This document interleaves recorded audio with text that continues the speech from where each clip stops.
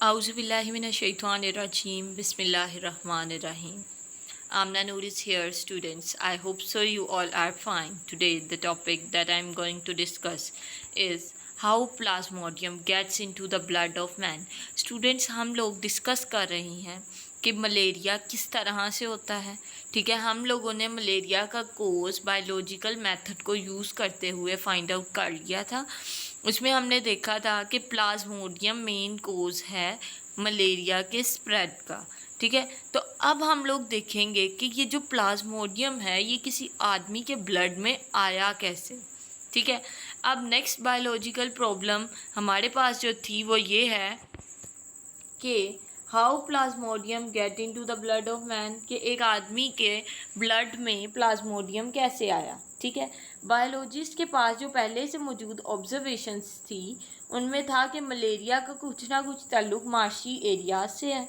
ठीक है, अगर हम लोग मार्शी एरियाज क्या थे स्टूडेंट्स, दलदली इलाके। ठीक है, अब अगर हम लोग मार्शी एरियाज का पानी पीते हैं तो ये मलेरिया कोस नहीं करता। ठीक है, इसके अलावा इन ऑब्जर्वेशन से हमें ये पता चला कि it can be concluded that Plasmodium was not in the Marsh water. तो इसका मतलब ये हुआ कि मार्शी एरियाज का जो पानी है उनमें प्लाज्मोडियम नहीं है, मतलब दलदली इलाकों में जो पानी होगा दलदल में वो प्लाज्मोडियम का की वजह नहीं है। But it must be carried by something that come to marsh water. लेकिन ये ज़रूर बिलीव किया गया था कि जो प्लाज्मोडियम है किसी ऐसी चीज़ से आया है जिसका तल्लुक मार्शी एरियाज के पानी से है। ठीक है स्टूडेंट्स, चलें फिर आगे चलते हैं। AFA किंग बच्चों 1883 में AFA किंग ने 20 ऑब्जर्वेशंस की थी मलेरिया का कोज, मतलब ये फाइंड आउट करने के लिए कि प्लाज्मोडियम जो मलेरिया पेशेंट के ब्लड में किस तरह से गया। ठीक है स्टूडेंट्स, ये शॉर्ट क्वेश्चन भी पूछा जाता है कि AFA किंग की ऑब्जर्वेशन बताएं, तो आप लोगों ने इसे प्रिपेयर कर लेना है। ठीक है, पीपल हु स्लेप्ट आउटडोर, इसने कहा AFA किंग ने कि वो लोग जो बाहर सोते हैं एज़ कम्पेयर टू अंदर सोने वालों के ज़्यादा चांसेस हैं कि उन्हें मलेरिया हो जाए। मतलब जो बाहर सोते हैं उन्हें मलेरिया होने के चांसेस ज़्यादा हैं। और people who slept under fine net, और वो लोग जो कि नेट के अंदर सोते हैं उनके कम चांसेस हैं कि उन्हें मलेरिया हो एज़ कम्पेयर टू उन लोगों के कि जिनके पास जो नेट के अंदर नहीं सोते। ठीक है, individual who slept near a smoky fire usually did not gate malaria. अब वो लोग जो कि धुएं वाले एरिया में रहते हैं उनके कम चांसेस हैं कि मलेरिया उन लोगों को हो सके। ठीक है, उसके बाद हमारी आती है हाइपोथेसिस एंड डिटेक्शन। उसमें स्टूडेंट्स हम लोगों ने देखा on the basis of these observation king suggested a hypothesis. अब इन 3 ऑब्जर्वेशन पे कि जो लोग बाहर सोते हैं उन्हें मलेरिया ज़्यादा होगा, वो लोग जो नेट के अंदर सोते हैं उन्हें मलेरिया कम होगा। ठीक है, और वो लोग जो स्मोकी एरिया में रहते हैं मीन्स के स्मोकी फायर के करीब सोते हैं उन्हें भी मलेरिया कम होगा। इसको बेस बनाते हुए जो किंग था AFA किंग, उसने हाइपोथेसिस बनाई। उसने कहा कि मॉस्किटो एक ऐसी चीज़ है जो कि प्लाज्मोडियम को ट्रांसफ़र करता है और मलेरिया के फैलने की वजह भी है।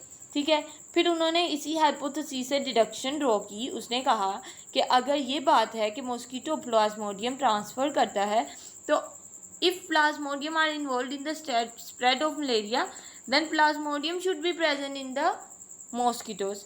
तो इसका मतलब ये है कि प्लाज्मोडियम फिर मच्छर के मॉस्किटो के अंदर होना चाहिए। अब mosquito can get plasmodium by biting a malarial patient. अब मॉस्किटो के अंदर बच्चों प्लाज्मोडियम कहाँ से आएगा, उसके अंदर इस तरह से आएगा जब वो एक मलेरियल पेशेंट को काटेगा। हम लोगों ने इस स्लाइड में क्या देखा, सिंपल उसने अपनी ऑब्जर्वेशन से हाइपोथेसिस बनाई और हाइपोथेसिस में उसने कहा कि मॉस्किटो जो है प्लाज्मोडियम को ट्रांसफ़र करता है। फिर उसने डिडक्शन बनाई, उसने डिडक्शन ये बनाई कि अगर जो मॉस्किटो हैं वो मलेरिया फैलाने की वजह है तो फिर प्लाज्मोडियम मॉस्किटो के अंदर होना चाहिए। और मॉस्किटो के अंदर प्लाज्मोडियम कहाँ से आएगा, एक मलेरियल पेशेंट को बाइट करने से। ठीक है, अब इन्होंने क्या किया बच्चों, रोनाल्ड रोज एक ब्रिटिश आर्मी फिजिशियन था, उसने क्या किया, इंडिया का ये था, इसने इंडिया में 1880 में एक्सपेरिमेंट परफॉर्म किया। इस डिडक्शन को राइट प्रूव करने के लिए। उसने कहा कि अगर हम लोग एक फीमेल एनोफ्लीज मॉस्किटो को बाइट करवाएं मलेरियल पेशेंट से, मतलब मलेरियल पेशेंट को बाइट करे फीमेल एनोफ्लीज मॉस्किटो, और फिर उसने क्या किया, he killed the mosquito some days later, और कुछ दिनों के बाद उसने क्या किया, मॉस्किटो को किल कर दिया। और फिर उसने मॉस्किटो के स्टमक के अंदर देखा कि ये प्लाज्मोडियम मल्टीप्लाई हो रहा था। मीन्स कि इसका मतलब ये हुआ कि जब उसने मलेरियल पेशेंट को काटा, बाइट किया, तो क्या हुआ, प्लाज्मोडियम मलेरियल पेशेंट के ब्लड से मॉस्किटो के अंदर आ गया और फिर वो मॉस्किटो के स्टमक के अंदर मल्टीप्लाई होना शुरू हो गया। ठीक है, फिर अब अगला जो लॉजिकल एक्सपेरिमेंट था was to allow an infected mosquito having plasmodium to bite a healthy person. अब मसला ये था कि अब जो इन्फेक्टेड मॉस्किटो है जिसके अंदर प्लाज्मोडियम है, उसे अलाउ किया जाए कि वो किसी हेल्दी पर्सन को किल करे। अब इफ़ हाइपोथेसिस वाज ट्रू, अगर हमारी हाइपोथेसिस ठीक थी तो फिर हेल्दी पर्सन को मलेरिया हो जाएगा। लेकिन साइंटिस्ट ने क्या किया बच्चों, ह्यूमन बीइंग की लाइफ हमारे लिए बहुत ज़्यादा ज़रूरी है। उन्होंने इन्फेक्ट करवाया इंसान को नहीं, बल्कि एक स्पैरो यूज़ की उन्होंने इस एक्सपेरिमेंट के लिए। ठीक है, रोज़ ने बच्चों एक स्पैरो ली और अपना एक्सपेरिमेंट दोबारा से डिज़ाइन किया। उसने क्या किया, अब क्यूलेक्स मॉस्किटो लिया। ठीक है, क्यूलेक्स मॉस्किटो की फ़ीमेल ली और फिर उसने क्या किया, उसे बाइट किया एक ऐसी स्पैरो को, मॉस्किटो ने बाइट किया एक ऐसी स्पैरो को जिसको मलेरिया हुआ था। ठीक है, और फिर क्या हुआ, उसने उस मॉस्किटो को स्टडी किया काफ़ी देर तक और रोज़ ने फाइंड आउट किया कि मॉस्किटो के स्टमक के अंदर प्लाज्मोडियम जा चुका है। फिर उसने देखा कि उसके स्टमक से प्लाज्मोडियम कहाँ आ गया है, मॉस्किटो के स्लाइवरी ग्लैंड में, मीन्स स्लाइवा बनाने वाले ग्लैंड्स में। और फिर उसने क्या किया, मॉस्किटो को ज़िंदा रहने दिया और फिर उसने क्या किया कि जो इन्फेक्टेड मॉस्किटो था उसे बाइट करवाया हेल्दी स्पैरो को। मीन्स के एक हेल्दी स्पैरो को बाइट किया किसने, एक इन्फेक्टेड मॉस्किटो ने। ठीक है, रोज़ ने देखा कि जो स्लाइवा था मॉस्किटो का उसके अंदर बहुत ज़्यादा प्लाज्मोडियम था। वो प्लाज्मोडियम स्पैरो के ब्लड के अंदर चला गया और जब उसने एग्जामिन किया कि जो पहले हेल्दी स्पैरो थी अब उसके अंदर भी प्लाज्मोडियम पाया जा रहा है। ठीक है, और एट द एंड क्या हुआ कि यही hypothesis was tested by direct experimentation on human being. फिर क्या किया, इंसानों पर इसका एक्सपेरिमेंट किया। इन 1898 एक इटालियन बायोलॉजिस्ट ने एनोफ्लीज मॉस्किटो को बाइट करवाया एक मलेरियल पेशेंट से और फिर मॉस्किटो को कुछ दिन अपने पास रखा और फिर उसे अलाउ कराया कि वो किसी हेल्दी पर्सन को किल करे। और दिस पर्सन, और ये जो आदमी था वो बाद में मलेरिया से बीमार हो गया। In this way it was confirm that mosquito transmit Plasmodium. इससे कन्फर्म हो गया कि मॉस्किटो जो है वो प्लाज्मोडियम को ट्रांसफ़र करता है और मलेरिया के स्प्रेड का बायस बनता है।